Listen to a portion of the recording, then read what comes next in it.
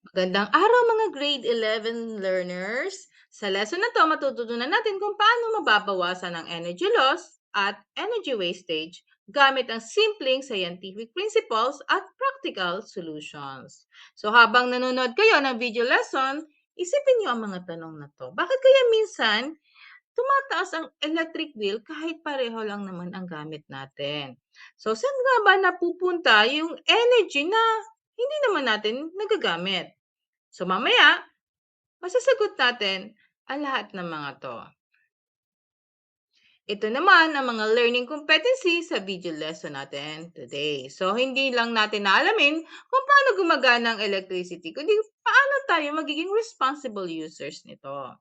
At the end of this video lesson, kaya mo nang gumawa ng mga practical recommendation para makatipid sa kuryente at makatulong sa environment. So, ang utilization of electricity ay hindi lang simpleng paggamit ng appliances. So, ang ibig sabihin nito ay ginagamit natin ng electricity ng tama, ligtas, at efficient. So, goal natin na mas maraming useful work ang nagagawa kaysa energy na nasasayang.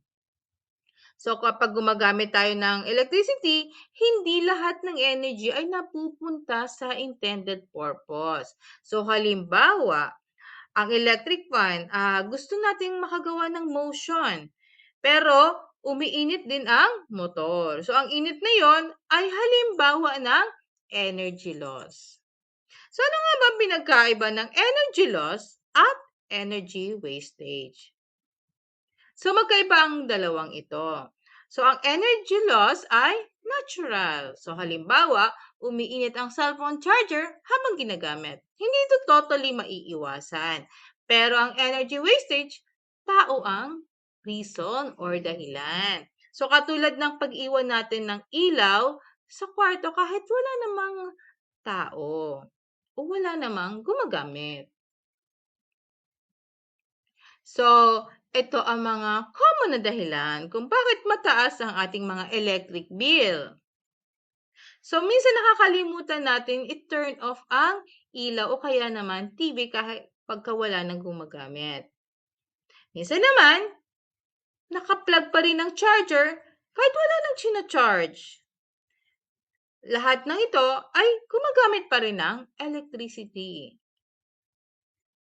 Sa bahay naman, maraming paraan para makatipid ng kuryente. So, halimbawa, huwag paulit-ulit buksan ang refrigerator.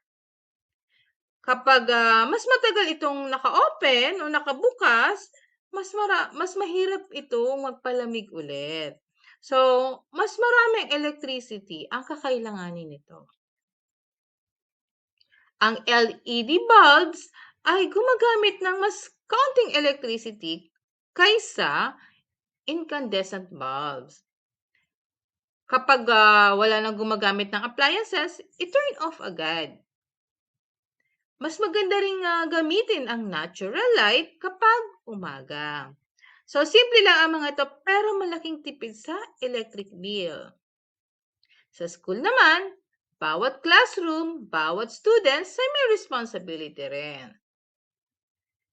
So, kapag may sirang electrical equipment, i-report na agad ito para hindi maging safety hazard at source of energy loss. Ang mga negosyo ay gumagamit ng maraming electricity. Kapag energy efficient ang kanilang mga gamit, hindi lang sila nakakatipid. So, mas lumalaki rin ang kanilang profit. Kaya maraming businesses ngayon ang gumagamit ng LED lighting at inverter appliances. So let us discuss renewable energy here in the Philippines. Sa Pilipinas, iba-iba ang renewable energy sources depende sa lokasyon. So halimbawa, sa Batangas, may malaking solar farm na gumagamit ng sikat ng araw para makagamit ng malinis na kuryente. Sa Ilocos Norte naman, makikita ang sikat na wind farm. Ang kauna-unahang wind farm sa Southeast Asia na gumagamit ng malalakas na hangin sa baybayin upang makalikha ng electricity.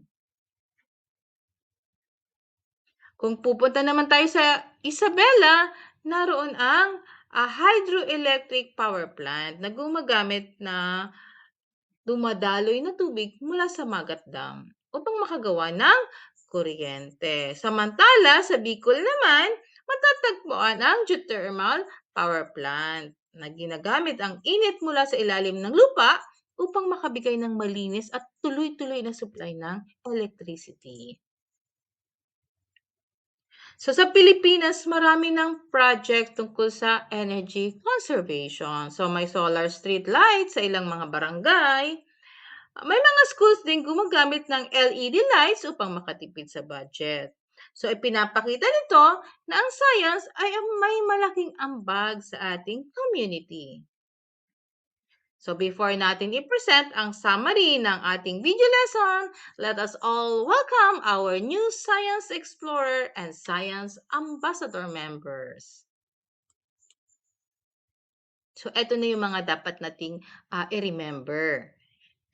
Hindi natin kayang alisin ang lahat ng energy loss. Pero kaya nating bawasan ang energy wastage. So kapag sama-sama nating ginagawa ito, makakatulong tayo sa pamilya, sa paaralan, sa community, at sa buong bansa.